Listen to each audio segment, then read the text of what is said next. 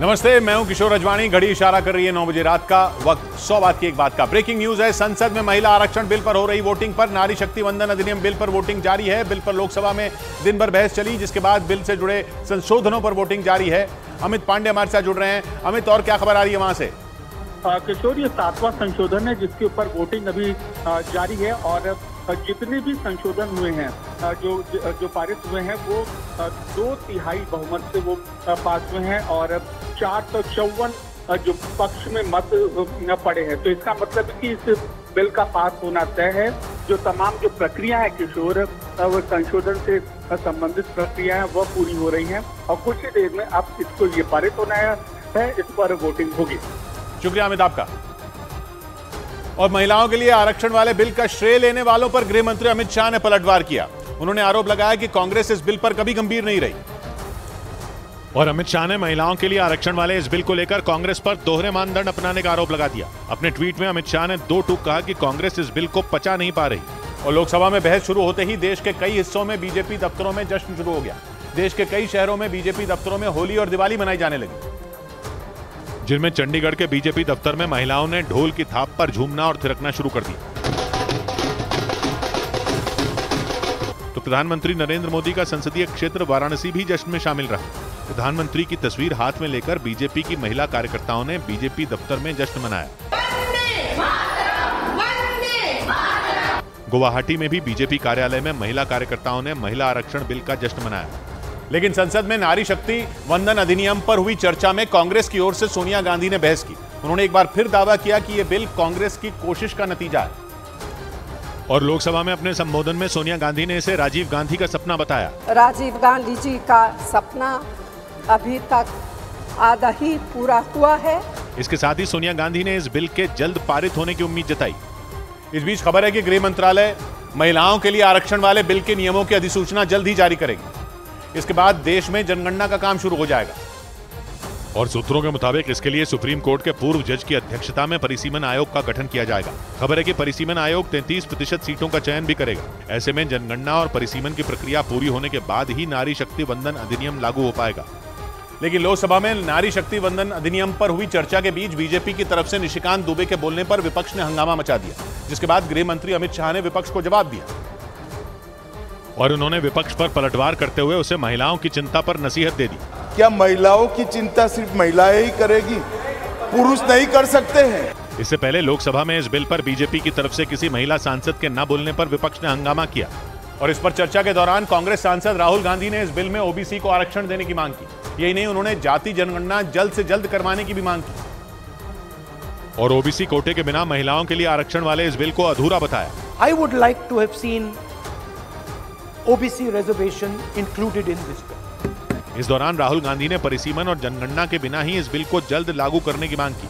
और संसद की नई इमारत में सभी सांसदों को दी गई संविधान की कॉपी पर कांग्रेस नेता अधीर रंजन चौधरी ने केंद्र सरकार पर बड़ा आरोप लगाया। उन्होंने संविधान की नई कॉपी में समाजवादी और सेक्युलर शब्द नहीं होने पर सवाल उठाए।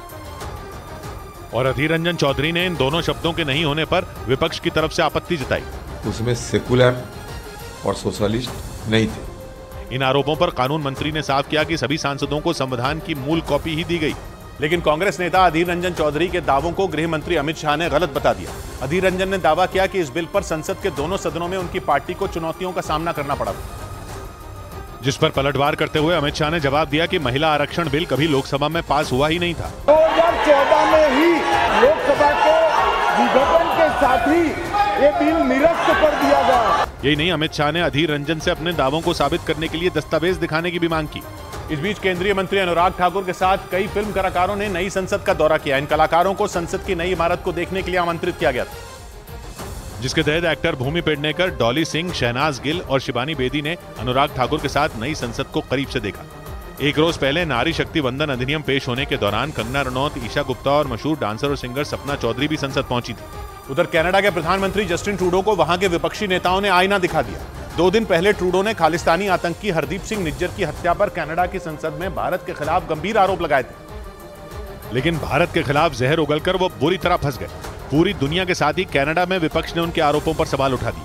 वहां की विपक्षी पार्टियों ने उनसे हरदीप सिंह निज्जर की हत्या पर भारत के खिलाफ लगाए गए आरोपों के सबूत पेश करने के लिए कह दिया। विपक्षी नेताओं ने प्रधानमंत्री ट्रूडो से दो टूक कहा कि वो तथ्यों के आधार पर ही किसी पर आरोप लगाएं। 2 दिन पहले वहां की संसद में अपने भाषण के दौरान ट्रूडो ने आरोप लगाया था कि 18 जून को हरदीप सिंह निज्जर की हत्या में भारत का हाथ था। Canadian security agencies have been actively pursuing credible allegations of a potential link between agents of the government of India and the killing of a Canadian citizen, Hardeep Singh Nijjar.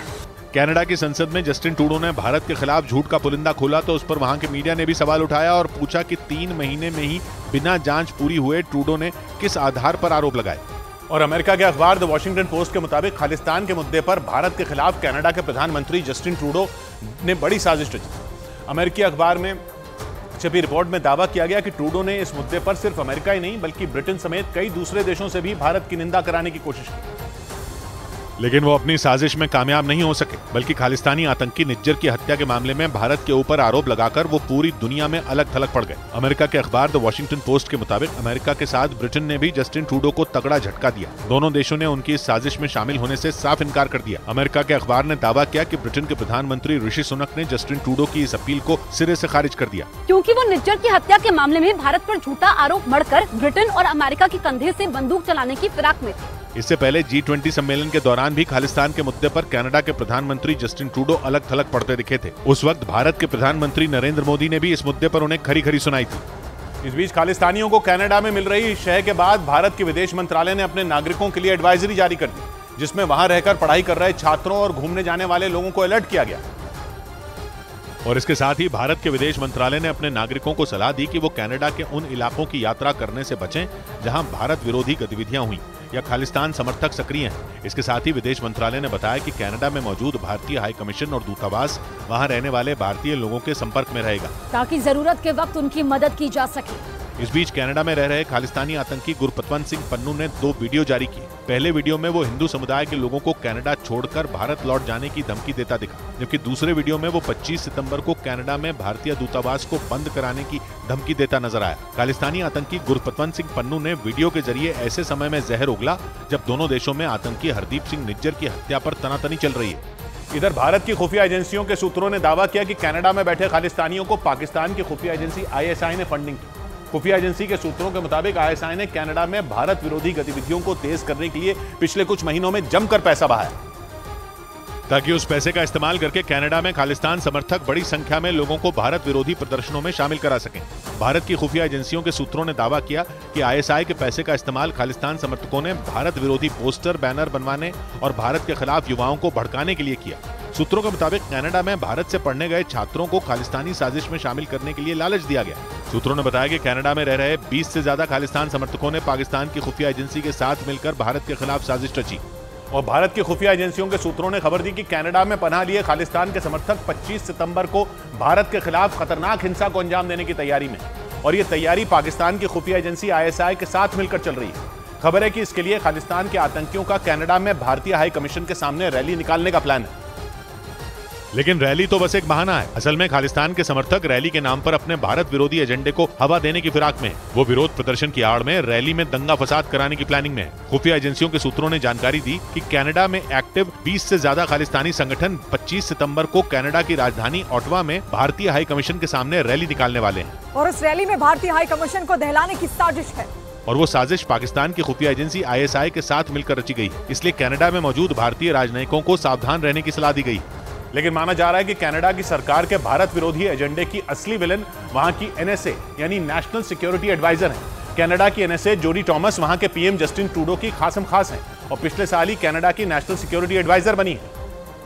और जब से जोडी टॉमस ने Canada के national security adviser का पद संभाला है, वो भारत के खिलाफ एजेंडा चलाने में लगी हैं। जोडी टॉमस खालिस्तान के आतंकियों की समर्थक हैं और अभी जून में ही उन्होंने सरेआम झूठा आरोप लगाया था कि भारत कनाडा के आंतरिक मामलों में दखल दे रहा है। इस पर विदेश मंत्री S जयशंकर ने उन्हें खरी खरी भी सुनाई थी, मगर तब भी कनाडा बाज नहीं आया और जस्टिन ट्रूडो ने अपनी संसद में भारत के खिलाफ जहर उगल दिया। यानी ट्रूडो तो सिर्फ चेहरा है, उनके कान भरने में उनकी NSA जोडी टॉमस लगी है। इधर मुंबई में कनाडा के पॉप गायक शुभ के कार्यक्रम के पोस्टर फाड़ दिए गए। विरोध जताते हुए बीजेपी के युवा मोर्चा के कार्यकर्ताओं ने जगह जगह लगे उनके पोस्टर पर कालिक भी पोत दी। बीजेपी ने उन पर खालिस्तानी समर्थक होने का आरोप लगाया और विरोध प्रदर्शन शुरू कर दिया। इस दौरान बीजेपी के युवा मोर्चा के कई कार्यकर्ता कनाडा के पॉप गायक शुभ के पोस्टर फाड़ते नजर आए। साथ ही मुंबई में कई जगह पर उनके कार्यक्रम के पोस्टर लगे थे जिन पर कालिक पोत दी गई, क्योंकि उन पर खालिस्तानी समर्थक होने का आरोप लगा और इन आरोपों के बीच वो भारत दौरे पर आने वाले थे। इसी महीने मुंबई में उनके 2 कार्यक्रम होने थे जिन्हें भारी विरोध के बाद रद्द कर दिया गया। साथ ही पॉप गायक शुभ को स्पॉन्सर करने वाली भारतीय कंपनी ने भी विवाद की वजह से अपना कॉन्ट्रैक्ट वापस ले लिया। वहीं विराट कोहली, हार्दिक पांड्या और केएल राहुल जैसे क्रिकेटरों ने भी उन्हें अपने सोशल मीडिया प्लेटफॉर्म से अनफॉलो कर दिया। और कनाडा के गायक शुभनीत सिंह का मुंबई में होने वाले एक बड़ा शो रद्द कर दिया गया। शुभनीत पर खालिस्तान का समर्थन करने का आरोप है और इसीलिए भारत और कनाडा के बीच बढ़ते तनाव को देखते हुए गायक शुभनीत के शो को कैंसिल कर दिया गया। इस शो के लिए टिकट बुक करने वाली कंपनी बुक माई शो ने ट्वीट कर इसकी जानकारी दी और 7 से 10 दिन के भीतर टिकट के पैसे लोगों को लौटाने का भरोसा दिया।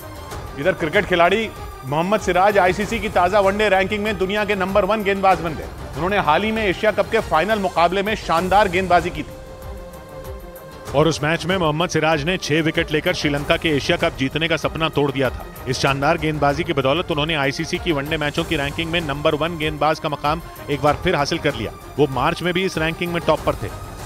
इस बीच अगले साल होने वाले T20 क्रिकेट वर्ल्ड कप के कई मैच अमेरिका के 3 शहरों में भी आयोजित किए जाएंगे। आईसीसी ने इस बात की जानकारी देते हुए इन शहरों के नाम का भी ऐलान कर दिया, जिसके मुताबिक अगले साल अमेरिका के न्यूयॉर्क, फ्लोरिडा और डैलस शहर T20 क्रिकेट वर्ल्ड कप की मेजबानी करेंगे। 2024 का T20 world cup West Indies और अमेरिका की संयुक्त मेजबानी में खेला जाना है और ये पहली बार होगा कि कोई वर्ल्ड कप अमेरिका में खेला जाएगा। उधर आर्मेनिया और अजरबैजान के बीच जंग तेज हो गई। अजरबैजान ने आर्मेनिया को अल्टीमेटम दिया कि जब तक उसकी सेना सरेंडर नहीं करेगी तब तक युद्ध जारी रहेगा।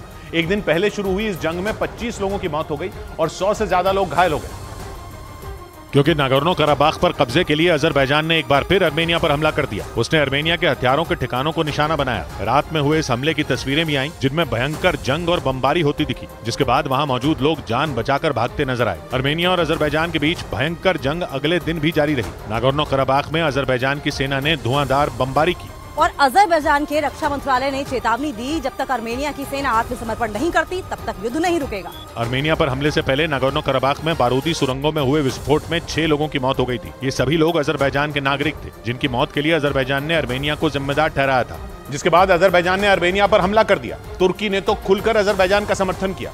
इससे पहले अजरबैजान के रक्षा मंत्रालय ने रूस और तुर्की को हमले की जानकारी दे दी थी, जिसके बाद रूस ने आर्मेनिया और अजरबैजान से जंग रोकने की अपील की, लेकिन तुर्की अजरबैजान के समर्थन में खड़ा हो गया। उसने इस जंग में अजरबैजान का साथ देने का ऐलान कर दिया। हालांकि तुर्की ने किसी तरह के सैन्य समर्थन का ऐलान नहीं किया। वैसे आर्मेनिया और अजरबैजान की जंग में तुर्की ने हमेशा अजरबैजान का साथ दिया है, क्योंकि तुर्की और अजरबैजान सीमा साझा करते हैं। इसके अलावा दोनों मुस्लिम देश हैं और अजरबैजान में तुर्क समुदाय के लोगों की अच्छी खासी आबादी है, जबकि आर्मेनिया से तुर्की का किसी तरह का कूटनीतिक रिश्ता नहीं है। यही वजह रही कि जंग शुरू करने से पहले अजरबैजान ने केवल रूस को नहीं बल्कि तुर्की को भी इसकी जानकारी दी। तुर्की का अजरबैजान का समर्थन करना इसलिए भी खतरे की घंटी है क्योंकि वो एक नेटो देश है और आर्मेनिया को रूस का समर्थन हासिल है, जिसकी वजह से आर्मेनिया और अजरबैजान का झगड़ा एक बड़े युद्ध में बदल सकता है। सोवियत संघ के टूटने के बाद आर्मेनिया और अजरबैजान अलग देश बन गए थे, लेकिन करीब 4,500 वर्ग किलोमीटर में फैले नागोर्नो कराबाख इलाके पर पेच फंसा है, क्योंकि औपचारिक तौर पर नागोर्नो कराबाख अजरबैजान का हिस्सा है, लेकिन वहां रहने वाले ज्यादातर लोग ईसाई समुदाय के हैं और इसीलिए वो आर्मेनिया का हिस्सा बने रहना चाहते हैं, जिसकी वजह से नागोर्नो कराबाख पर कब्जे को लेकर दोनों देशों के बीच कई बार जंग हुई। 2020 में तो दोनों देशों के बीच इतना खतरनाक युद्ध हुआ था कि 7,000 से ज्यादा लोगों की जान चली गई थी, जिसके बाद रूस ने युद्ध विराम तो करवाया, लेकिन वो ज्यादा दिन टिका नहीं और दोनों देशों के बीच जंग भयंकर होती गई। इस बीच आर्मेनिया और अजरबैजान की जंग का मुद्दा संयुक्त राष्ट्र में भी गूंजा। वहां दोनों देशों की लड़ाई का मुद्दा अमेरिका और फ्रांस जैसे देशों ने उठाया और अजरबैजान की आलोचना की, क्योंकि अजरबैजान ने अचानक आर्मेनिया की सेना पर हमला बोल दिया। नागोर्नो कराबाख में रातों रात 25 लोगों की जान चली गई, जिसके बाद अमेरिका और फ्रांस ने यह मुद्दा संयुक्त राष्ट्र में उठा दिया और इस मामले में संयुक्त राष्ट्र की इमरजेंसी बैठक बुलाने की मांग की, क्योंकि एक ओर न्यूयॉर्क में दुनिया भर के नेताओं का जमावड़ा लगा और दूसरी ओर अजरबैजान ने आर्मेनिया पर अटैक कर दिया, जिसमें उसे तुर्की का भी साथ मिल गया, जिसने इस युद्ध के खतरनाक होने के संकेत दिए। माना जा रहा है कि अमेरिका और फ्रांस जैसे देश इसी वजह से इस मामले में कूदे, क्योंकि नेटो देश होने के बावजूद तुर्की ने अजरबैजान का साथ दिया, जबकि अमेरिका और फ्रांस जैसे देशों ने इस जंग पर चिंता जताई और अजरबैजान के आर्मेनिया पर किए हमले को गैर कानूनी और खतरनाक माना। उधर अजरबैजान और आर्मेनिया में छिड़ी जंग के बीच आर्मेनिया में अमेरिका की फौज ने अभ्यास खत्म किया। इस अभ्यास को नागोर्नो कराबाख पर छिड़ी नई जंग के बीच नए समीकरण गढ़ने वाला माना जा रहा है।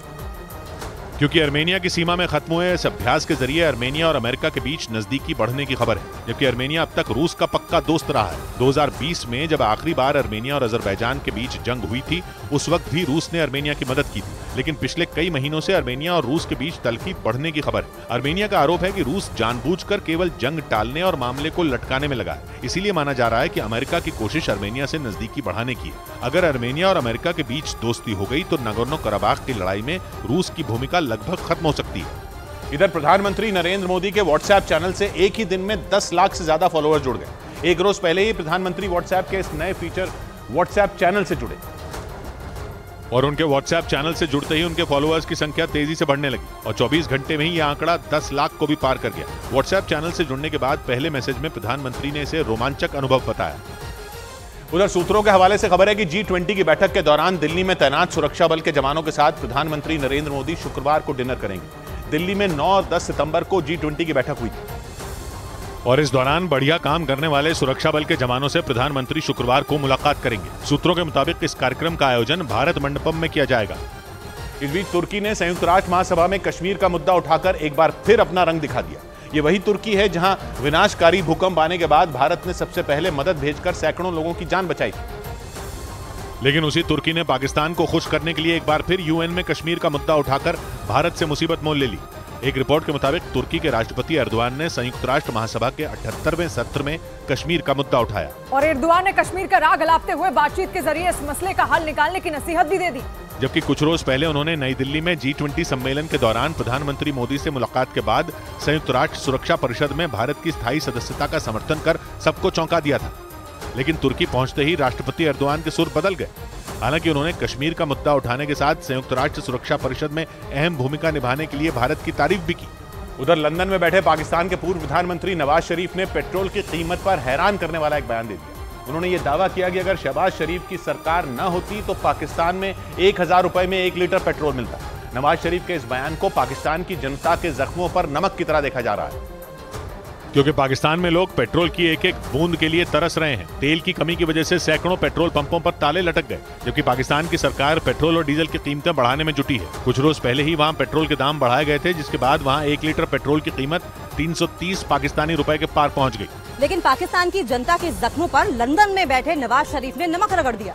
2 दिन पहले उन्होंने पार्टी की एक ऑनलाइन बैठक में यह दावा किया कि शहबाज शरीफ सरकार ने देश को दिवालिया होने से बचा लिया, नहीं तो पाकिस्तान में 1 लीटर पेट्रोल की कीमत 1000 पाकिस्तानी रुपए पहुंच जाती। लेकिन सरकार की अच्छी नीतियों की वजह से पेट्रोल की कीमत कंट्रोल में है। इधर खुफिया एजेंसियों के सूत्रों के मुताबिक आतंकी संगठन ISPP यानी इस्लामिक स्टेट पाकिस्तान प्रोविंस ने पाकिस्तान के लोगों को चुनावों से दूर रहने की धमकी दे दी। 2019 में बना यह आतंकी संगठन इस्लामिक स्टेट का हिस्सा है, जिसने 30 जुलाई को एक चुनावी रैली में आत्मघाती धमाका कर 54 लोगों की जान ले ली थी।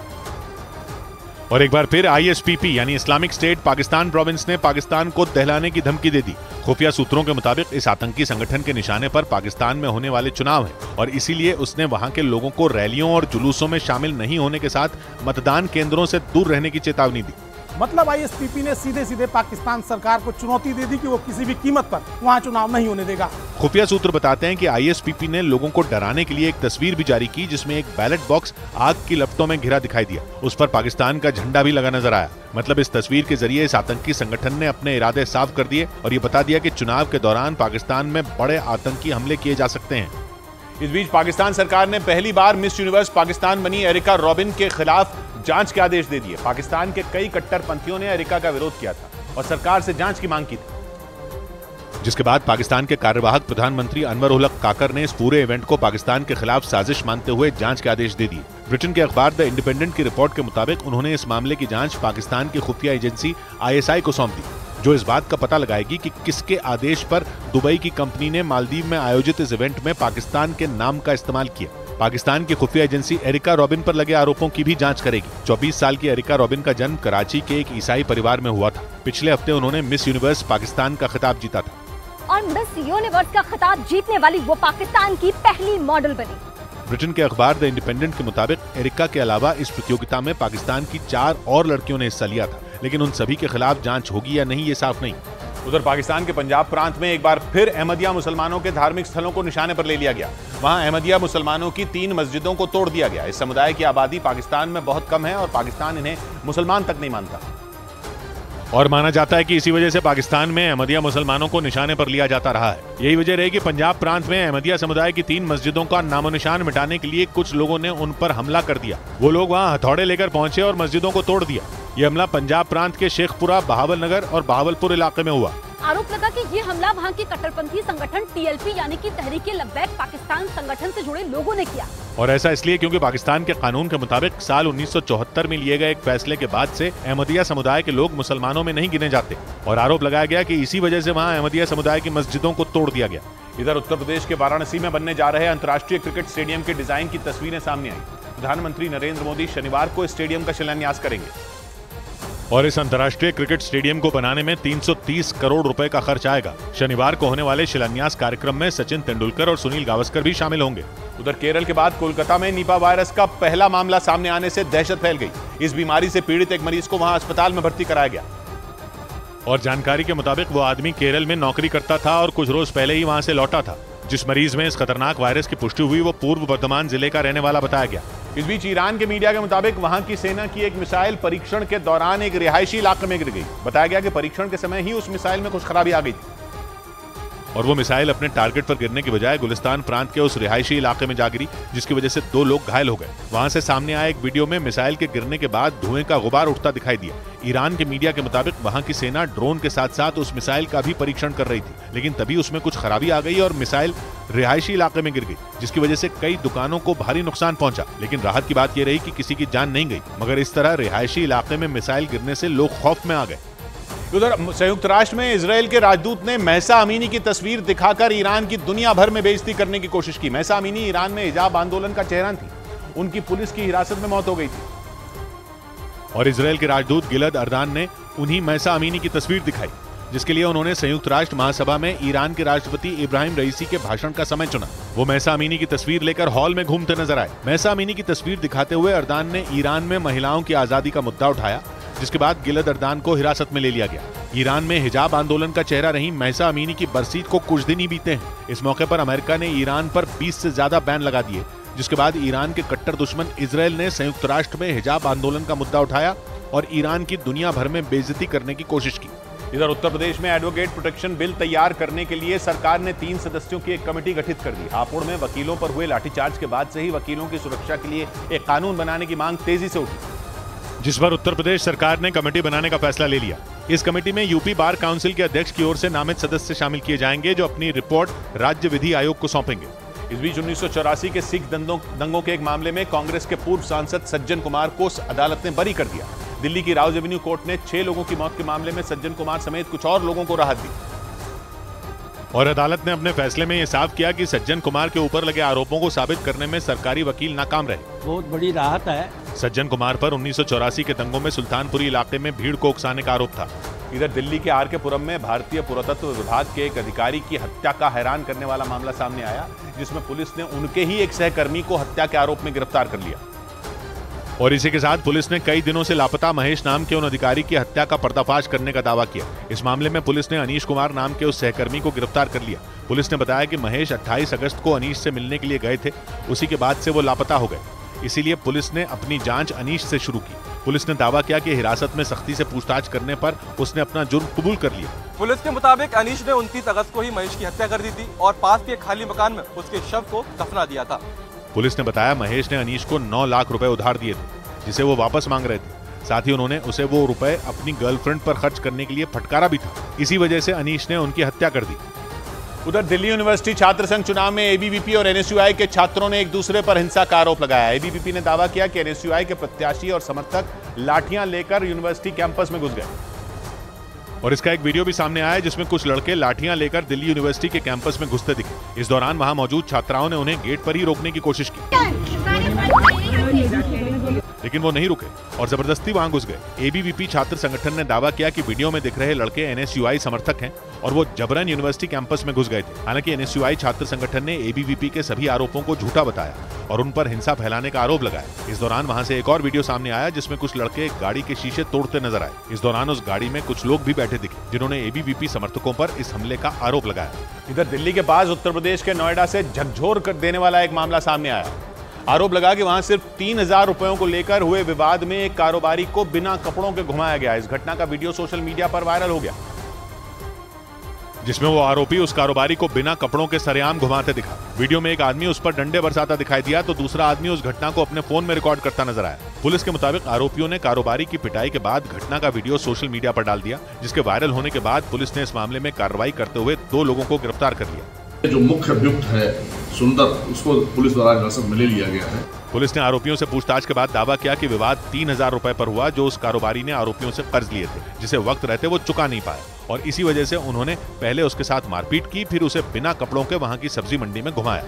इस बीच अकासा एयर अपने 43 पायलटों के इस्तीफे के बाद बहुत बड़े संकट में घिर गई। एयरलाइन कंपनी ने यह जानकारी दी कि दिल्ली हाईकोर्ट को दी, जिसके मुताबिक पायलटों के अचानक इस्तीफे की वजह से अकासा एयर को इस महीने हर दिन 24 उड़ानें रद्द करनी पड़ रही हैं। जिसके बाद इस एयरलाइन कंपनी ने पायलटों के खिलाफ कानूनी एक्शन लेते हुए मुआवजे की मांग की। कंपनी के मुताबिक इस्तीफा देने वाले पायलटों ने नोटिस पीरियड भी पूरा नहीं किया।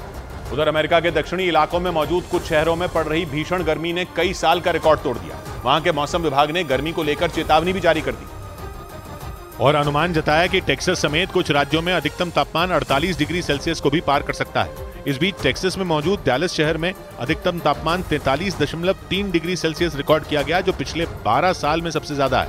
इस बीच डैनियल तूफान की वजह से जबरदस्त तबाही झेलने वाले अफ्रीकी देश लिबिया में 2 और बांध टूटने का अलर्ट जारी कर दिया गया। यह अलर्ट संयुक्त राष्ट्र की ओर से जारी किया गया, जिसमें चेतावनी दी गई कि लिबिया में 2 और बांध टूट सकते हैं, जिससे लिबिया के दरना शहर में तबाही लौट आएगी। क्योंकि जिन 2 बांधों के टूटने का अलर्ट जारी किया गया, उनमें एक बांध दरना शहर में है और दूसरा दरना की सीमा से लगे दूसरे शहर में, जिनके टूटते ही दरना में एक बार फिर सैलाब का वैसा ही संकट आ सकता है जैसा डैनियल तूफान के बाद आया था और हजारों लोगों की जान चली गई थी।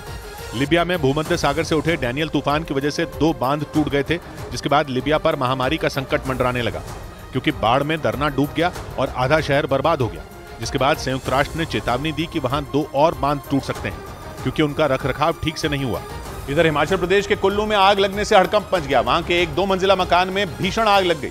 बताया गया कि गैस सिलेंडर लीक होने की वजह से हादसा हुआ, जिसके बाद वो 2 मंजिला मकान धू धू कर जलने लगा। कुल्लू के उस मकान में लगी आग की लपटें इतनी विकराल थीं कि उन्होंने कुछ ही समय में पूरे मकान को राख में बदल दिया। वहां से सामने आई तस्वीरों में वो मकान पूरी तरह से आग की लपटों से घिरा दिखा। भीषण आग की वजह से आसपास के मकानों में रहने वाले लोग भी दहशत में आ गए। लोगों की सूचना पर वहां पहुंचे फायर ब्रिगेड कर्मी उस आग को बुझाने की कोशिश करते दिखे, लेकिन आग इतनी तेज थी कि उस पर काबू पाने में दमकल कर्मियों को कई घंटे लग गए। उस घर में रहने वाले लोगों के मुताबिक LPG सिलेंडर से गैस लीक होने की वजह से वहां आग लगी। इस हादसे में पति पत्नी और उनकी 2 साल की बेटी गंभीर रूप से झुलस गए, जिन्हें बाद में अस्पताल में भर्ती कराया गया। उधर उत्तराखंड के बद्रीनाथ से खौफ से भर देने वाला एक वीडियो सामने आया, जिसमें अलकनंदा नदी के किनारे बना एक मकान ताश के पत्तों की तरह ढहता नजर आया। बाद में इसका वीडियो सोशल मीडिया पर वायरल हो गया, जिसमें वो मकान देखते ही देखते मलबे में तब्दील होता दिखाई दिया। इस घटना का जो वीडियो सामने आया, उसमें अलकनंदा नदी के कटान की वजह से उस मकान के नीचे से मिट्टी हटती नजर आई। थोड़ी देर बाद उस मकान में दरारें पड़ने लगी और फिर अगले ही पल पूरा का पूरा मकान ही नदी में समा गया। भारी बारिश की वजह से अलकनंदा नदी में पानी बढ़ गया, जिस वजह से नदी किनारे बने उस मकान की नींव कमजोर हो गई। इन हालात में वो ज्यादा देर मजबूती से खड़ा नहीं रह पाया और आखिरकार ताश के पत्तों की तरह ढह गया। इधर शेयर बाजार में भारी मुनाफा वसूली दिखी, जिससे सेंसेक्स 689 अंक गिर गया। यही नहीं, निफ्टी भी 20,000 के नीचे के स्तर पर पहुंच गया।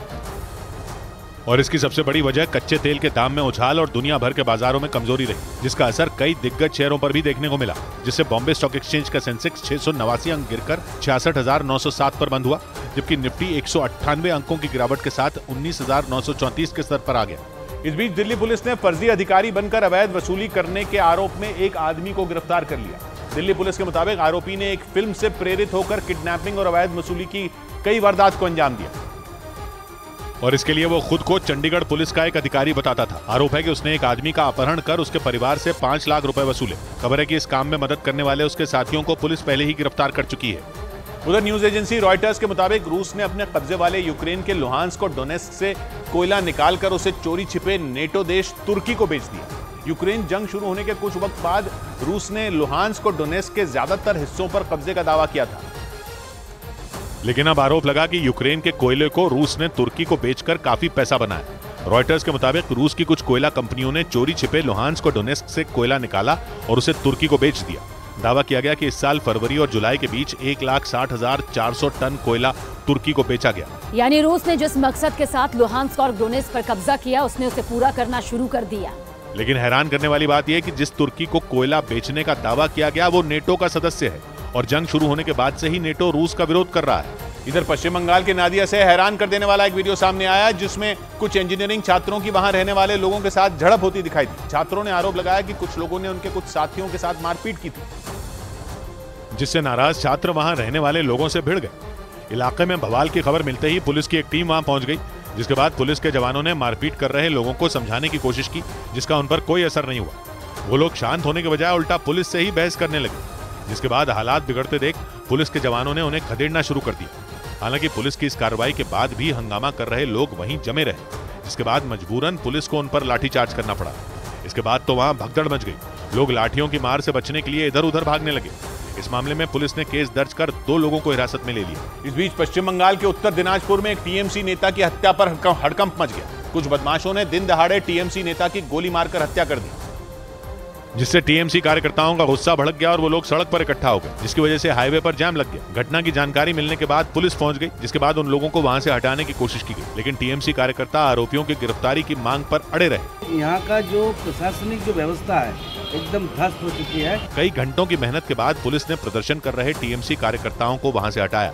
उधर तुर्की ने दावा किया कि उसकी सेना ने उत्तरी सीरिया में 5 कुर्द लड़ाकों को ढेर कर दिया। तुर्की के मुताबिक पहले कुर्द लड़ाकों ने उसकी सेना पर हमला किया था, जिसके जवाब में तुर्की के जवानों ने भी कुर्द लड़ाकों पर धावा बोल दिया। तुर्की के मुताबिक उसकी सेना ने उत्तरी सीरिया में कुर्द लड़ाकों को घेर लिया और इसके बाद ताबड़तोड़ हमला बोलकर 5 कुर्द लड़ाकों को मार गिराया। तुर्की कुर्द लड़ाकों को आतंकी मानता है, जो उसकी सीमा से लगे उत्तरी सीरिया के इलाकों में बड़े पैमाने पर मौजूद है। कुर्द लड़ाकों ने पिछले 3 दशक से तुर्की की नाक में दम कर रखा है। इसी वजह से तुर्की ने उनके खात्मे के लिए पूरी ताकत लगा रखी है। सिर्फ तुर्की ही नहीं, अमेरिका और यूरोपियन यूनियन ने भी कुर्द लड़ाकों के संगठन PKK को आतंकी संगठन घोषित कर रखा है। इधर पश्चिम एशिया के देश कतर के टीवी चैनल अल जजीरा के मुताबिक सऊदी अरब ने हूथी विद्रोहियों से हुई बातचीत को अच्छा संकेत बताया। पिछले 9 साल से यमन में ईरान समर्थित हूथी विद्रोहियों और सऊदी अरब की सेना के बीच भयानक संघर्ष जारी है। लेकिन जंग को खत्म करने के लिए दोनों पक्षों ने सऊदी अरब की राजधानी रियाद में शांति समझौते के लिए बैठक की। 5 दिनों तक चली इस बातचीत के दौरान कई मुद्दों पर चर्चा की गई, जिसके बाद सऊदी अरब के विदेश मंत्रालय ने हूथी विद्रोहियों से हुई बातचीत को अच्छा संकेत बताया। कुछ महीने पहले ईरान ने सऊदी अरब के साथ अपनी बरसों पुरानी दुश्मनी भुलाकर उससे दोस्ती कर ली थी। ऐसे में इस बात की संभावना बढ़ गई कि ईरान समर्थित हूथी विद्रोहियों से बातचीत के बाद सऊदी अरब यमन से अपनी सेना को वापस बुला ले, जिससे वहां 9 साल से जारी खून खराबे को रोका जा सके। इस बीच यूरोप के कई देशों में कुरान का अपमान किए जाने का मामला संयुक्त राष्ट्र के मंच पर भी उठाया गया। द न्यूयॉर्क टाइम्स के मुताबिक मुस्लिम देशों के नेताओं ने इसे आग से खेलने वाली हरकत बताया और जिन देशों में ऐसा हो रहा है उन्हें सख्त चेतावनी दे डाली। क्योंकि जुलाई महीने से ही यूरोप के देश डेनमार्क और स्वीडन में कुरान का अपमान किए जाने की कई घटनाएं सामने आई, जिसका मुस्लिम देशों ने जमकर विरोध किया। इतना ही नहीं, स्वीडन में कुरान का अपमान किए जाने के बाद इराक के लोगों ने बगदाद में उसके दूतावास पर 2 बार हमले भी किए थे। लेकिन इसके बावजूद कुरान का अपमान किए जाने की घटनाएं नहीं रुकी। द न्यूयॉर्क टाइम्स के मुताबिक इसीलिए मुस्लिम देशों के नेताओं ने संयुक्त राष्ट्र महासभा में भी ये मामला उठा दिया। तुर्की के राष्ट्रपति रजब तैयब एर्दोआन ने कुरान का अपमान किए जाने पर पश्चिमी देशों की आलोचना की और उन पर भेदभाव करने का आरोप लगाया। एर्दोआन इतने पर ही नहीं रुके, उन्होंने पश्चिमी देशों में कुरान का अपमान किए जाने की बढ़ रही घटनाओं की तुलना चूहों में फैलने वाली बीमारी प्लेग से कर दी। उधर पाकिस्तान के अखबार द एक्सप्रेस ट्रिब्यून ने दावा किया कि सऊदी अरब के क्राउन प्रिंस मोहम्मद बिन सलमान अक्टूबर में पाकिस्तान के दौरे पर आएंगे। मतलब सऊदी अरब के आगे पाकिस्तान का गिड़गिड़ाना काम आ गया। प्रिंस मोहम्मद बिन सलमान को बुलाने के लिए पाकिस्तान महीनों से उनके हाथ पांव जोड़ रहा था, क्योंकि आखिरी बार 2019 में उन्होंने पाकिस्तान की यात्रा की थी। यही नहीं, G20 सम्मेलन में हिस्सा लेने भारत आए मोहम्मद बिन सलमान को अपने देश में बुलाने के लिए पाकिस्तान ने पूरी ताकत झोंक दी थी। यहाँ तक कि भारत से लौटने के दौरान उसने कुछ घंटों के लिए इस्लामाबाद आने की गुहार लगाई थी। हालांकि उस दौरान सऊदी अरब ने पाकिस्तान को भाव नहीं दिया था, लेकिन पाकिस्तान के अखबार द एक्सप्रेस ट्रिब्यून ने दावा किया कि सऊदी अरब के प्रिंस मोहम्मद बिन सलमान अगले महीने पाकिस्तान का दौरा कर सकते हैं। उनके अक्टूबर के पहले हफ्ते में पाकिस्तान आने का प्लान है। हालांकि इसकी आधिकारिक पुष्टि नहीं हुई, लेकिन उनकी संभावित यात्रा को देखते हुए पाकिस्तान के कार्यवाहक प्रधानमंत्री अनवर उल हक काकर ने सऊदी अरब की अपनी यात्रा तक स्थगित कर दी। इस बीच द न्यूयॉर्क टाइम्स के मुताबिक इजरायल और सऊदी अरब की दोस्ती करवाने के लिए अमेरिका ने सऊदी अरब को रक्षा समझौते का एक ऑफर दे दिया। अमेरिका की लाख कोशिश के बावजूद इजरायल और सऊदी अरब के संबंध अब तक अच्छे नहीं हो पाए और इसीलिए अमेरिका ने इस बार सऊदी अरब को रक्षा समझौते का ऑफर दे दिया। द द न्यूयॉर्क टाइम्स के मुताबिक अमेरिका ने सऊदी अरब के क्राउन प्रिंस मोहम्मद बिन सलमान को इजराइल से रिश्ते सामान्य करने की सलाह दी और बदले में यह ऑफर दिया कि अमेरिका सऊदी अरब के साथ जापान और दक्षिण कोरिया जैसा सैन्य समझौता करेगा, जिसके मुताबिक अगर सऊदी अरब पर कोई हमला होता है तो अमेरिका उसे सैन्य सहायता मुहैया कराएगा। द न्यूयॉर्क टाइम्स के मुताबिक अमेरिका और सऊदी अरब इस रक्षा समझौते की शर्तों पर बातचीत करने में जुट गए। इजराइल और सऊदी अरब के रिश्ते इस वजह से खराब हैं क्योंकि सऊदी अरब फिलिस्तीन का समर्थन करता है और फिलिस्तीन इजराइल का कट्टर दुश्मन है। इधर अमेरिकी न्यूज चैनल CNN ने दावा किया कि यूक्रेन की एक स्पेशल फोर्स ने सूडान में वैगनर ग्रुप के समर्थन वाले लड़ाकों के एक ग्रुप पर हमला बोल दिया, जिसके बाद यह कहा जा रहा है कि यूक्रेन के साथ रूस की जंग उनकी सीमाओं से निकलकर दूसरे देशों की जमीन तक पहुंच गई।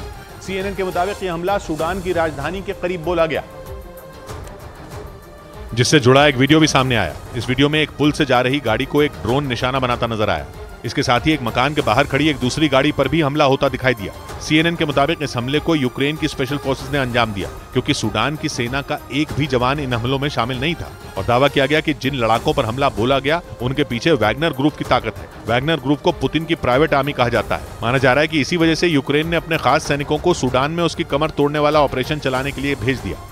उधर नेटो ने बाल्टिक सागर में बड़ी ड्रिल करके पुतिन को अपनी ताकत दिखाई क्योंकि दावा किया गया कि यूक्रेन जंग के बीच बाल्टिक सागर के किनारे बसे नेटो के सदस्यों पर भी रूस के हमले का खतरा बढ़ता जा रहा है। जबकि जंग में यूक्रेन की मदद करने की वजह से नेटो के सदस्य पहले ही रूस के निशाने पर रहे हैं, लेकिन दावा किया गया कि लिथुआनिया, लातविया, एस्टोनिया और पोलैंड पर सबसे ज्यादा खतरा है क्योंकि ये देश रूस के सैन्य अड्डे कलिनिनग्राद के बेहद करीब हैं, जो उसके मेनलैंड से करीब 350 किलोमीटर दूर बाल्टिक सागर के किनारे पर बसा है। यानी कलिनिनग्राद के आसपास के नेटो सदस्य हर वक्त पुतिन के रडार पर हैं। दावा किया गया कि इसीलिए नेटो ने बाल्टिक सागर में बड़ी ड्रिल का आयोजन किया जिसमें करीब 30 युद्धपोत और 3000 से ज्यादा सैनिक शामिल हुए। इस ड्रिल में अमेरिका, कनाडा, हॉलैंड, बेल्जियम और फ्रांस के साथ बाल्टिक क्षेत्र के सभी नेटो सदस्य देश शामिल रहे ताकि रूस को यह संदेश दिया जा सके कि उससे निपटने के लिए नेटो के सभी सदस्य एकजुट हैं।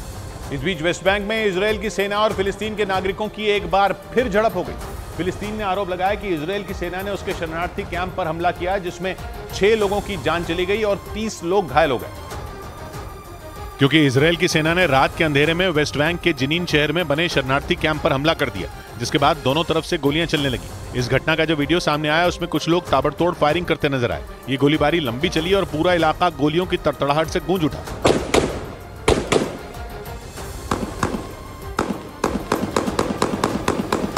फिलिस्तीन ने आरोप लगाया कि इजरायल की सेना के हमले में उसके 6 नागरिकों की मौत हो गई और 30 लोग घायल हो गए, जबकि इजरायल की सेना को शक था कि शरणार्थी कैंप में गाजा पट्टी से आए आतंकियों को पनाह दी गई थी, जिन्हें पकड़ने के लिए उसने वहां धावा बोल दिया। इजरायल ने जुलाई से वेस्ट बैंक में ऑपरेशन चलाया है जिसके तहत वो लगातार फिलिस्तीनी कैंपों को निशाना बना रहा है। इधर पराली जलाने के मामले पर दिल्ली सरकार ने एक बैठक के बाद केंद्र सरकार को चिट्ठी लिखी जिसमें पराली जलाने की घटनाओं को रोकने के लिए प्लान बनाने की मांग की गई।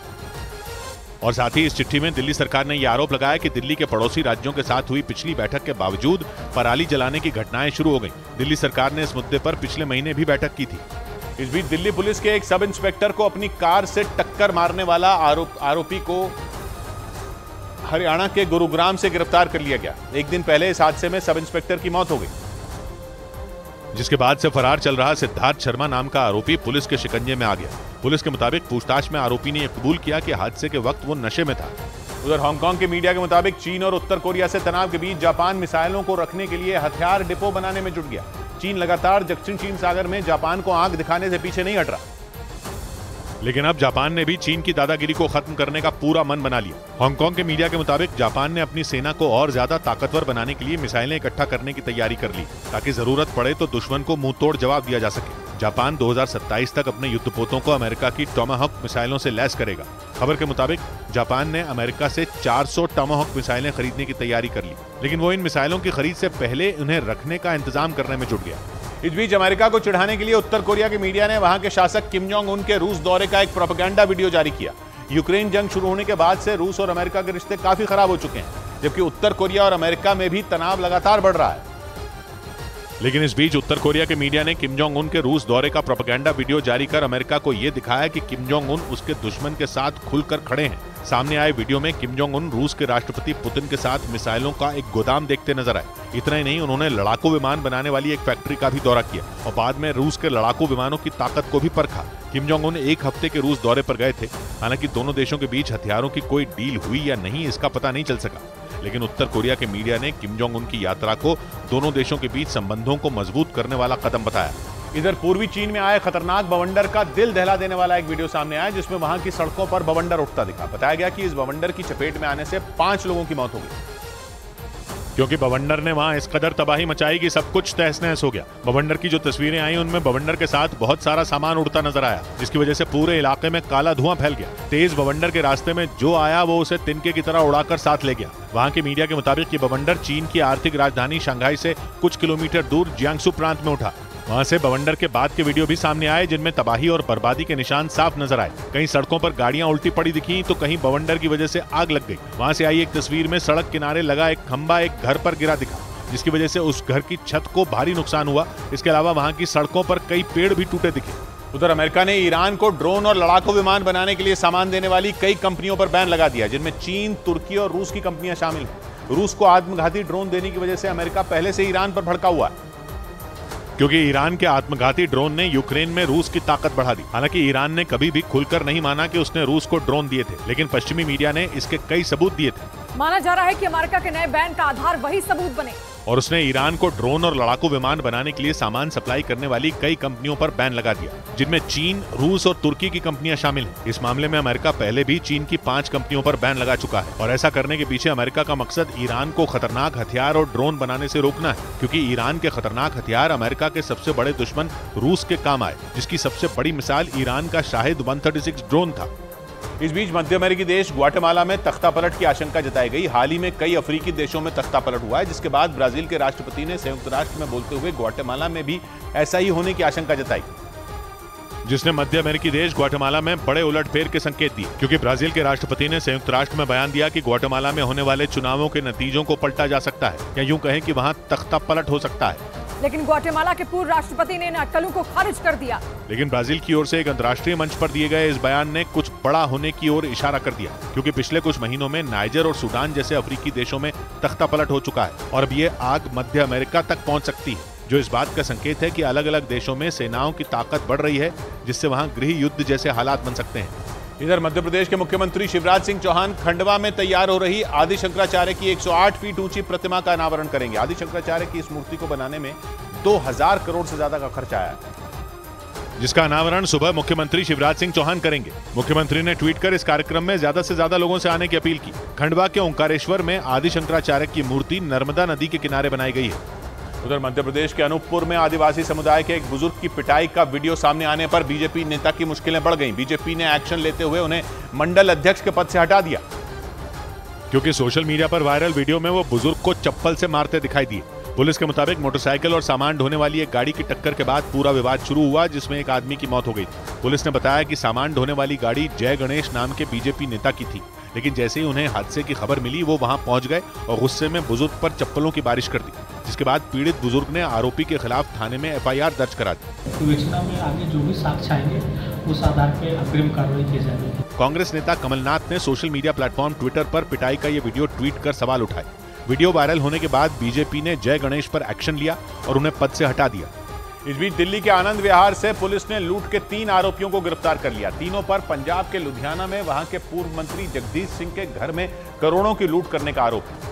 पकड़े गए मुख्य आरोपी का नाम करण बताया गया, जो नेपाल का रहने वाला है, जिसने पूछताछ के दौरान लूट से जुड़ा एक सच उगल दिया। दिल्ली पुलिस के मुताबिक आरोपी करण पंजाब के पूर्व मंत्री जगदीश सिंह के घर में काम करता था, जिसने लूट की वारदात को अंजाम देने के लिए खतरनाक साजिश रची। घर वालों के खाने में कुछ चीज मिला दिया था, जिसके वजह से सारे घर वाले खाना खाने के बाद बेहोश हो गए थे। इसके बाद उसने अपने 2 साथियों को बुलाया और फिर गहने और पैसे लेकर वहां से फरार हो गया। लेकिन दिल्ली के आनंद विहार में पुलिस को इस लूटकांड में शामिल दूसरे आरोपी सर्जन सिंह पर शक हुआ। जांच करने पर उसके बैग से गहने बरामद हुए। बाद में पूछताछ करने पर उसने लूट की पूरी कहानी बता दी। इसके बाद पुलिस ने इस वारदात में शामिल कृष्ण और करण को गिरफ्तार कर लिया। उधर अमेरिका के लास वेगस से दिल दहला देने वाला एक वीडियो सामने आया है। वहां चोरी की एक कार चला रहे 2 नाबालिगों ने जानबूझकर सड़क पर साइकिल से गुजर रहे एक बुजुर्ग को टक्कर मार दी और फरार हो गए। और हैरानी की बात यह रही कि वो दोनों नाबालिग हिट एंड रन की इस खौफनाक वारदात को खुद रिकॉर्ड कर रहे थे। उनके वीडियो में लाल टी-शर्ट पहने वो बुजुर्ग सड़क के किनारे पर साइकिल चलाते दिखे। पूरी सड़क खाली थी। मगर न जाने नाबालिगों को क्या सूझी, उन्होंने अपनी कार उन बुजुर्ग के पीछे दौड़ा दी। वीडियो में वो हंसते हुए सुनाई दिए और हंसते हंसते उन्होंने उन साइकिल सवार बुजुर्ग को जोरदार टक्कर मार दी और भाग खड़े हुए। इसके बाद जो हुआ, ब्रेक के बाद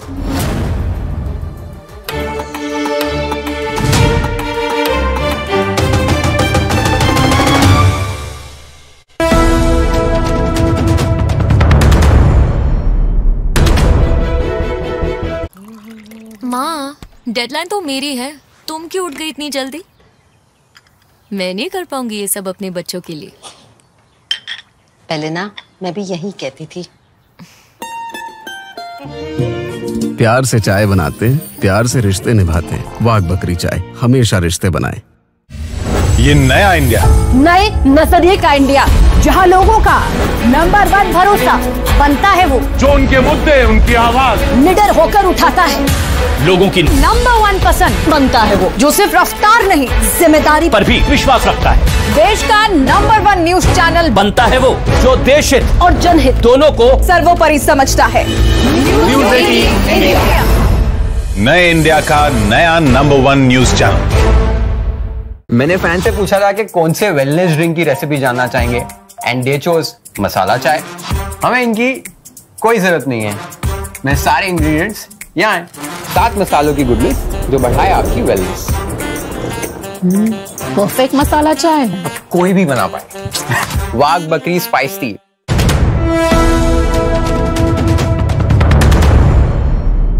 महिलाओं के लिए आरक्षण वाले बिल का श्रेय लेने वालों पर गृह मंत्री अमित शाह ने पलटवार किया। उन्होंने आरोप लगाया कि कांग्रेस इस बिल पर कभी गंभीर नहीं रही। और अमित शाह ने महिलाओं के लिए आरक्षण वाले इस बिल को लेकर कांग्रेस पर दोहरे मानदंड अपनाने का आरोप लगा दिया। अपने ट्वीट में अमित शाह ने 2 टूक कहा कि कांग्रेस इस बिल को पचा नहीं पा रही। और लोकसभा में बहस शुरू होते ही देश के कई हिस्सों में बीजेपी दफ्तरों में जश्न शुरू हो गया। देश के कई शहरों में बीजेपी दफ्तरों में होली और दिवाली मनाई जाने लगी, जिनमें चंडीगढ़ के बीजेपी दफ्तर में महिलाओं ने ढोल की थाप पर झूमना और थिरकना शुरू कर दिया। तो प्रधानमंत्री नरेंद्र मोदी का संसदीय क्षेत्र वाराणसी भी जश्न में शामिल रहा। प्रधानमंत्री की तस्वीर हाथ में लेकर बीजेपी की महिला कार्यकर्ताओं ने बीजेपी दफ्तर में जश्न मनाया।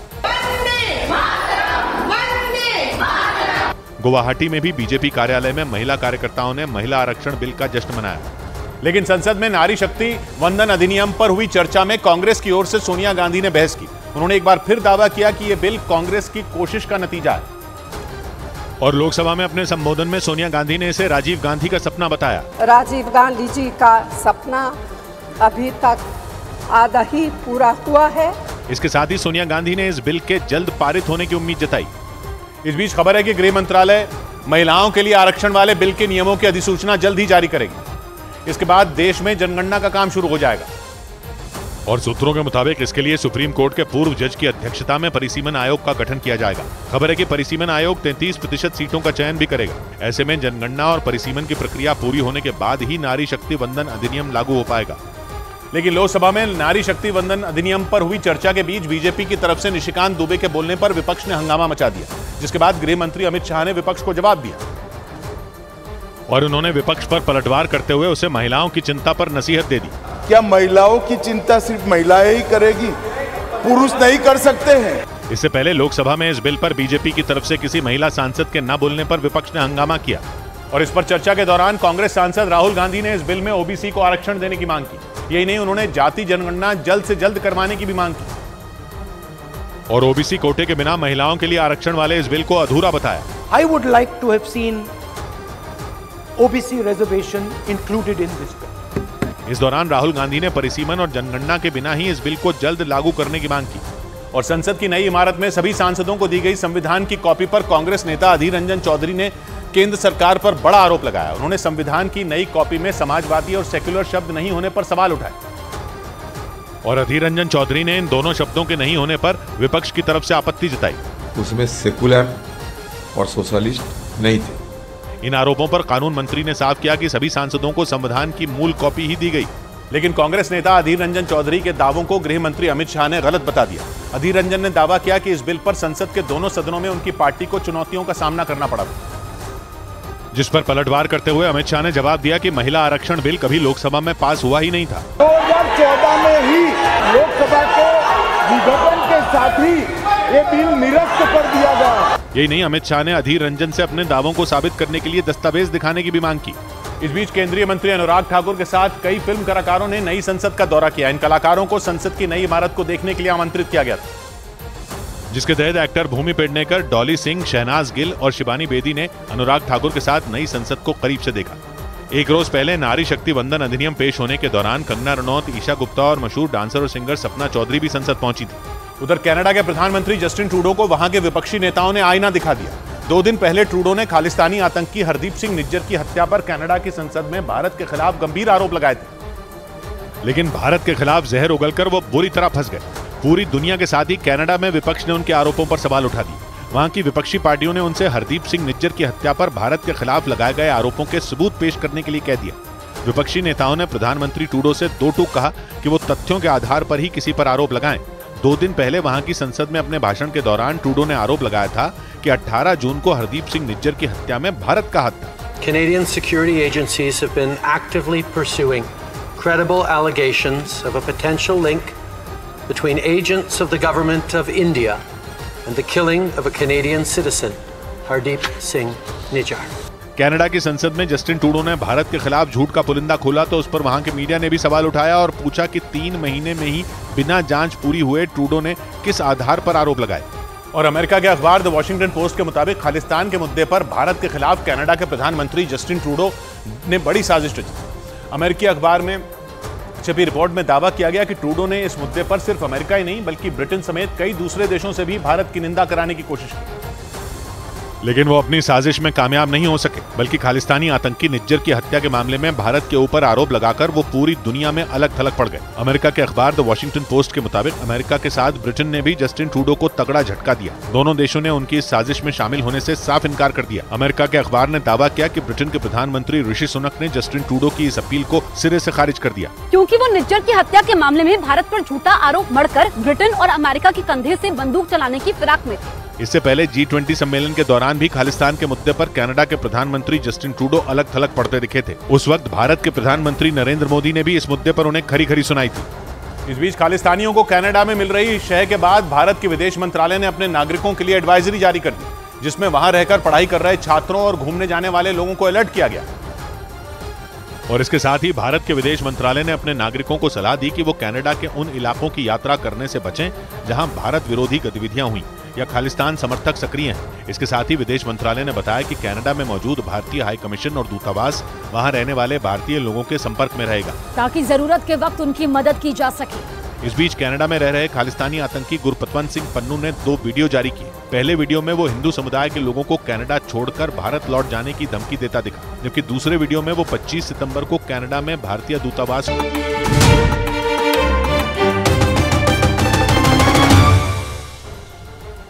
अमेरिका के लास वेगस से दिल दहला देने वाला एक वीडियो सामने आया। वहां चोरी की एक कार चला रहे 2 नाबालिगों ने जानबूझकर सड़क पर साइकिल से गुजर रहे एक बुजुर्ग को टक्कर मार दी और फिर फरार हो गए। और हैरानी की बात यह रही कि वो दोनों नाबालिग हिट एंड रन की इस खौफनाक वारदात को खुद रिकॉर्ड कर रहे थे। उनके वीडियो में लाल टी शर्ट पहने वो बुजुर्ग सड़क के किनारे पर साइकिल चलाते दिखे। पूरी सड़क खाली थी, मगर न जाने नाबालिगों को क्या सूझी, उन्होंने अपनी कार उन बुजुर्ग के पीछे दौड़ा दी। वीडियो में वो हंसते हुए सुनाई दिए और हंसते हंसते उन्होंने उन साइकिल सवार बुजुर्ग को जोरदार टक्कर मार दी और भाग खड़े हुए।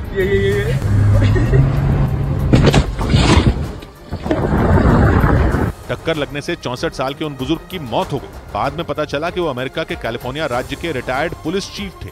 वीडियो सामने आने के बाद पुलिस ने दोनों नाबालिगों को कत्ल के आरोप में गिरफ्तार कर लिया। इस बीच अमेरिका से लेकर जापान और ब्रिटेन से लेकर फ्रांस और जर्मनी जैसे G7 में शामिल दुनिया के 7 ताकतवर देशों ने चीन को जमकर खरी खरी सुनाई और दक्षिण चीन सागर में चीन की मनमानी पर उसे आड़े हाथ लिया और 2 टूक कहा कि चीन दक्षिण चीन सागर में अपनी दादागिरी दिखानी बंद कर दे। चीन लगभग पूरे दक्षिण चीन सागर को अपना हिस्सा बताता है, इसलिए वो वहाँ टापू बनाकर अपनी सेना और हथियार तक तैनात कर चुका है। इस वजह से उसका कई देशों के साथ झगड़ा चल रहा है, लेकिन चीन पर कोई असर नहीं। इसी बात पर America, Britain, Canada, France, Germany, Japan और इटली ने G7 की एक बैठक में चिंता जताई और चीन को चेतावनी दी कि वो अंतर्राष्ट्रीय नियमों को माने। और जिसके पीछे की वजह दक्षिण चीन सागर में चीन की दादागिरी को माना जा रहा है। पश्चिमी मीडिया का दावा तो यह है कि दक्षिण चीन सागर में निगरानी के लिए चीन ने नए ग्राउंड स्टेशन बना दिए। चीन के वो ग्राउंड स्टेशन सीधा उसके सैटेलाइट से जुड़े हुए हैं।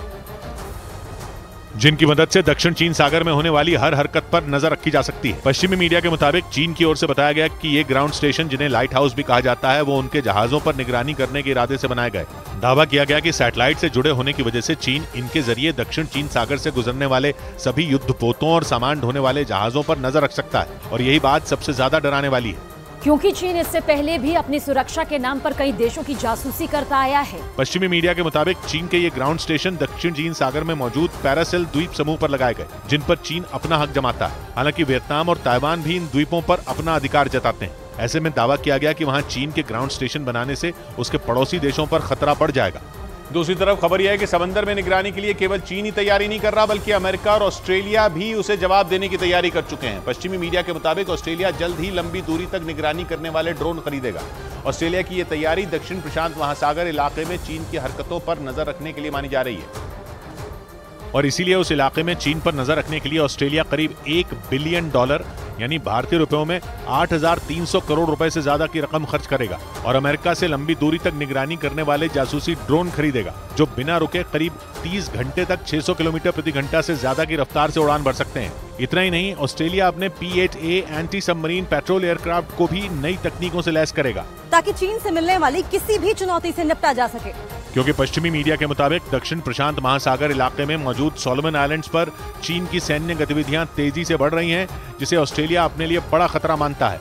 इधर मध्य प्रदेश के जबलपुर में नर्सिंग छात्रों का संगठन परीक्षा न कराए जाने के विरोध में सड़कों पर उतर आया। उनका साल खराब न हो, इसलिए उन्होंने राज्य सरकार में प्रमोशन देने की मांग की। इस दौरान नर्सिंग छात्रों ने मार्च निकाला और जमकर नारेबाजी की,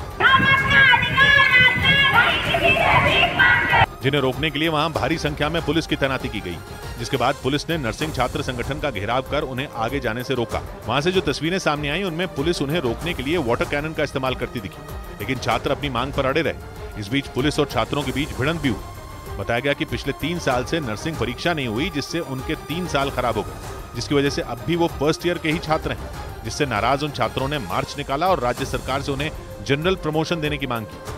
इधर उत्तर प्रदेश के रामपुर में एक छात्रा से छेड़छाड़ की घटना के बाद स्कूल के छात्रों ने थाने का घेराव किया।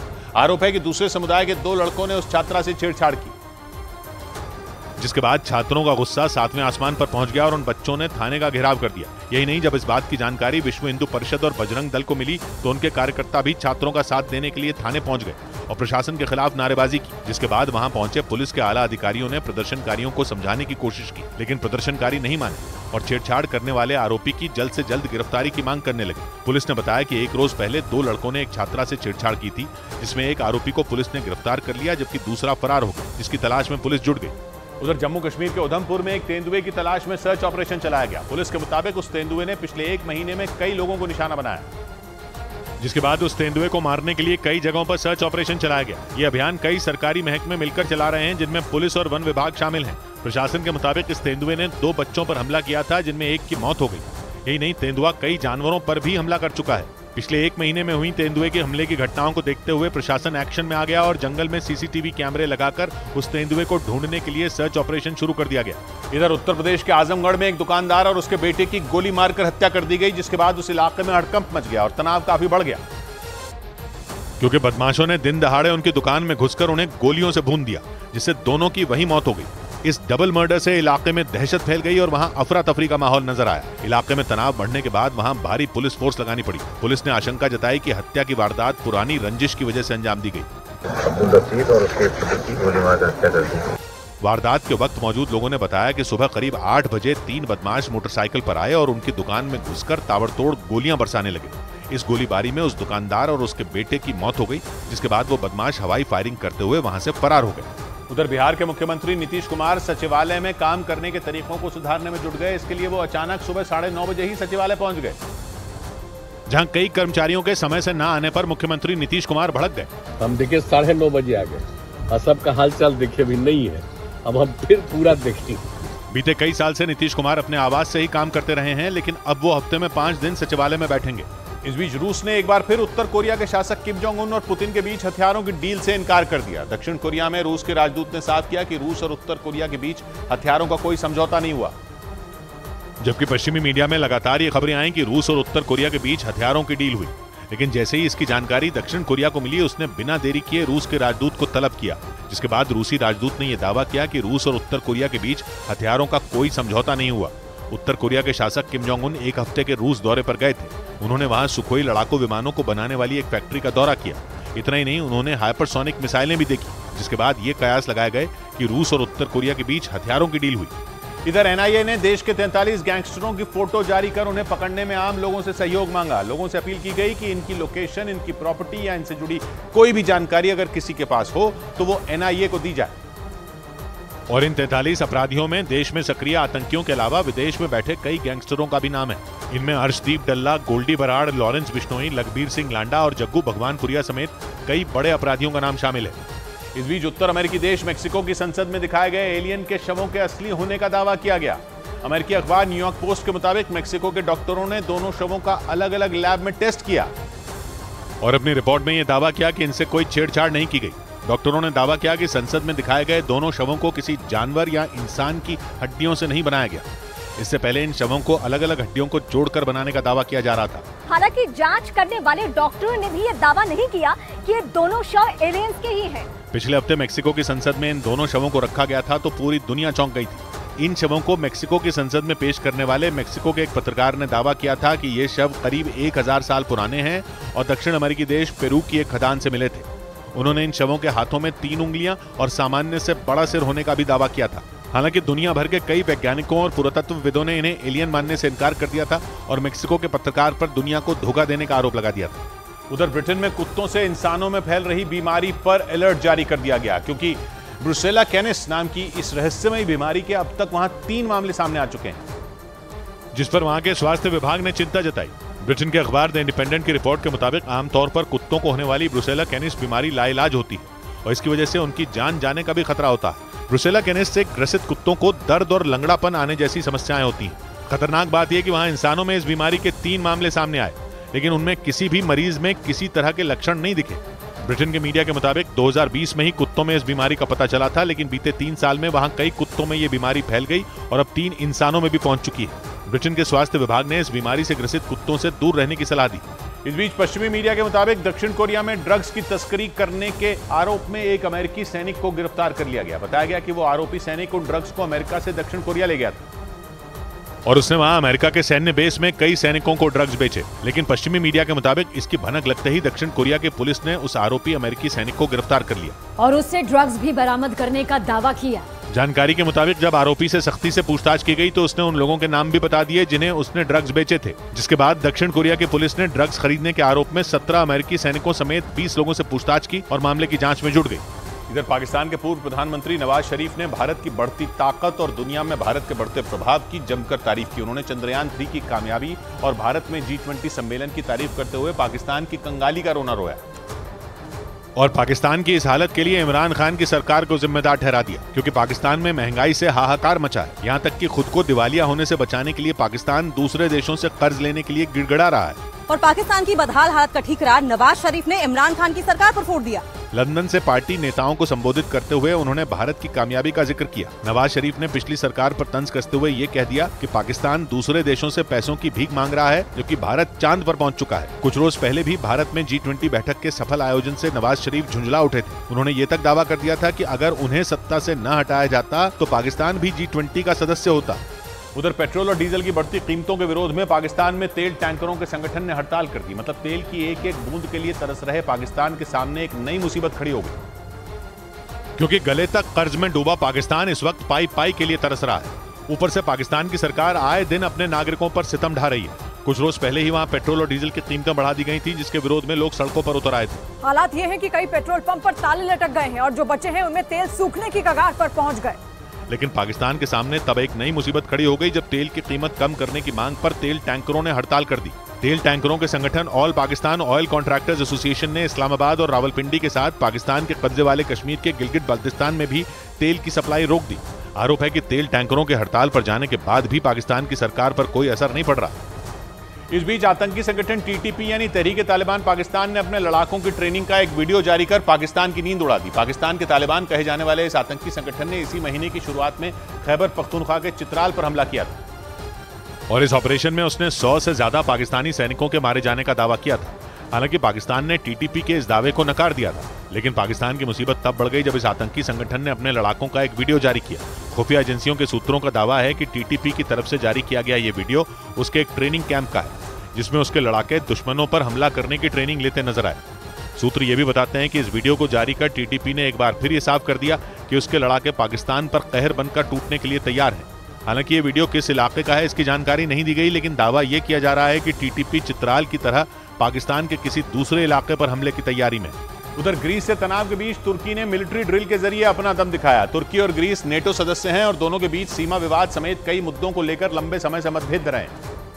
और इसी बीच तुर्की की सेना की तैयारियां ग्रीस की मुसीबतें बढ़ा सकती हैं, क्योंकि तुर्की के रक्षा मंत्रालय ने मिलिट्री ड्रिल का जो वीडियो जारी किया उसमें तुर्की के ताकतवर टैंक, लड़ाकू विमान और हेलीकॉप्टरों के साथ साथ युद्धपोत भी नजर आए। इस ड्रिल में तुर्की की सेना ने सिर्फ जमीन ही नहीं बल्कि आसमान और समंदर में भी दुश्मन पर हमले का अभ्यास किया। खतरनाक हथियारों से लैस तुर्की के सैनिक अपनी ताकत को परखते दिखाई दिए। इतना ही नहीं, तुर्की के कुछ सैनिकों ने लड़ाकू विमान से पैराशूट के जरिए दुश्मन के इलाकों में उतरने और उन्हें तबाह करने का भी अभ्यास किया। ये मिलिट्री ड्रिल भूमध्य सागर के टापू देश साइप्रस में आयोजित की गई, जिसमें वहां की सेना भी शामिल हुई।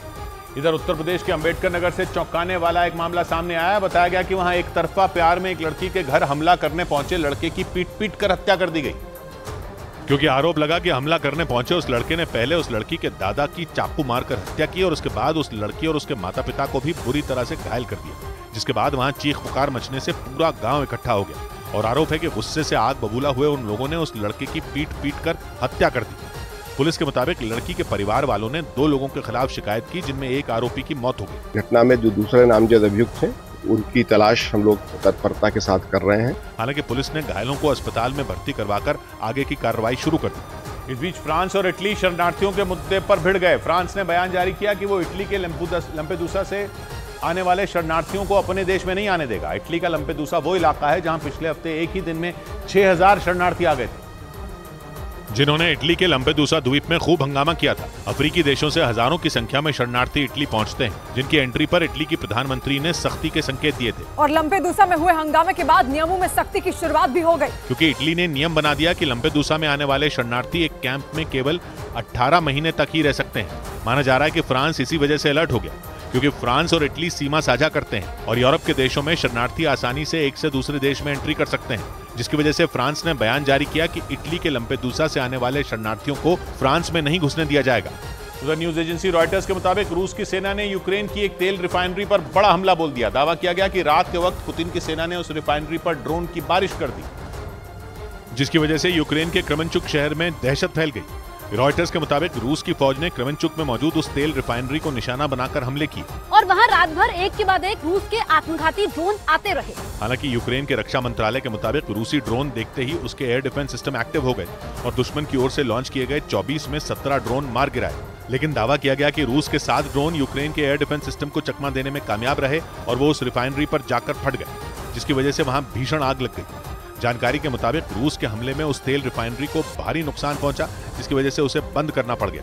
यूक्रेन को आर्थिक नुकसान पहुंचाने के लिए रूस की फौज नीप्रो नदी के किनारे पर बसे क्रेमेंचुक शहर को अक्सर निशाना बनाती है, क्योंकि वहां बड़े पैमाने पर औद्योगिक कारखाने मौजूद हैं। इस बीच रूस के रक्षा मंत्री ईरान के दौरे पर पहुंच गए। अमेरिका लगातार ये आरोप लगाता आया है कि यूक्रेन जंग में ईरान ने रूस को अपने आत्मघाती ड्रोन शाहिद 136 दिए, जिसकी वजह से यूक्रेन को भारी नुकसान उठाना पड़ा।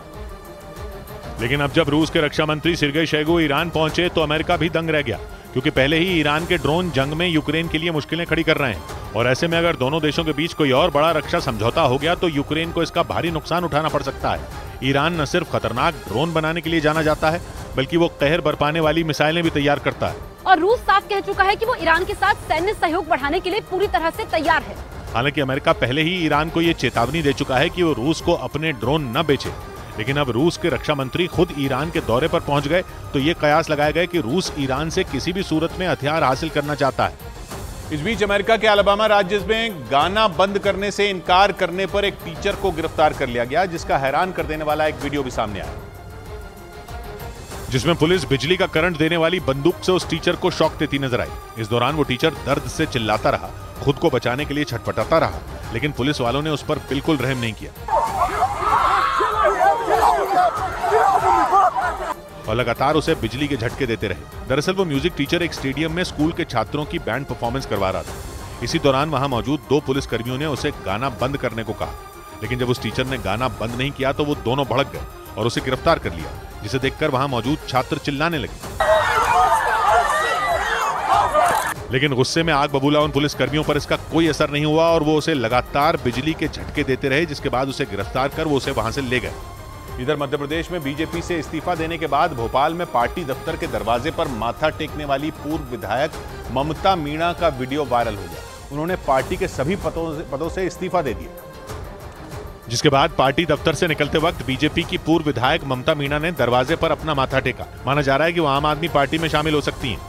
उधर संयुक्त राष्ट्र के मंच पर ईरान ने अमेरिका को घेर लिया और उस पर यूरोप को जानबूझकर कमजोर करने का आरोप लगाया। ईरान ने यूक्रेन में चल रही जंग के मुद्दे पर अमेरिका को घेरा और अमेरिका पर जानबूझकर यूक्रेन की जंग को भड़काने का आरोप लगा दिया। ईरान के राष्ट्रपति ने दावा किया कि अपनी ताकत बनाए रखने के लिए अमेरिका ने जानबूझकर यूक्रेन को जंग की आग में झोंक दिया। साथ में यह भी दावा कर दिया कि ईरान शुरू से ही यूक्रेन और रूस की जंग को टालना चाहता था। ईरान का यह बयान यूरोप और अमेरिका के रिश्तों में दरार डालने की कोशिश मानी जा रही है। हालांकि यूक्रेन में जंग शुरू होने के बाद से ही ईरान भी जंग का हिस्सा बना हुआ है। ईरान के दिए खतरनाक ड्रोन रूस की फौज की ताकत बने हुए हैं। दूसरी तरफ संयुक्त राष्ट्र के मंच से ईरान ने रूस को ड्रोन देने के आरोपों पर भी सफाई दी। उसने साफ कहा कि ईरान के जो ड्रोन यूक्रेन की जंग में इस्तेमाल किए गए वो जंग शुरू होने से काफी पहले रूस की फौज को दिए गए थे। इस बीच अमेरिका के वॉशिंगटन से रोंगटे खड़े कर देने वाला एक वीडियो सामने आया। वहां बदमाशों के एक गैंग ने एक दुकान पर धावा बोल दिया और वहां से सामान लूटने के साथ कैश भी चुरा लिया। जिसके सामने आए वीडियो में उस गैंग का एक लड़का दुकान की कर्मचारी पर पागलों की तरह घूंसे पर घूंसे मारता नजर आया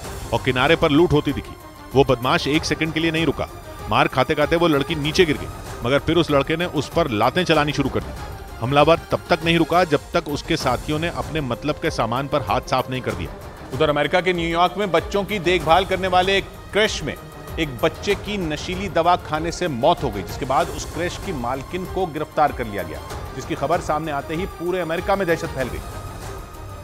और जब उस क्रैश की मालकिन और उसके साथी को गिरफ्तार किया गया तो उस जगह से भारी मात्रा में फेंटेनिल नाम की नशीली दवा बरामद की गई, जो कैंसर के मरीजों को दर्द से छुटकारा पाने के लिए दी जाती है और इसे मॉर्फिन दवा से 100 गुना ज्यादा असरदार बताया गया है। इसी नशीली दवाई को खाने से उस क्रैश में 1 साल के एक बच्चे की मौत हो गई, जबकि 2 बच्चे गंभीर हालत में अस्पताल में भर्ती करवाए गए। जिसकी जानकारी मिलते ही पुलिस उस क्रैश की मालकिन और उसके साथी को गिरफ्तार करने पहुंच गई। पुलिस ने दोनों के खिलाफ हत्या करने और ड्रग्स बेचने का मामला दर्ज कर लिया।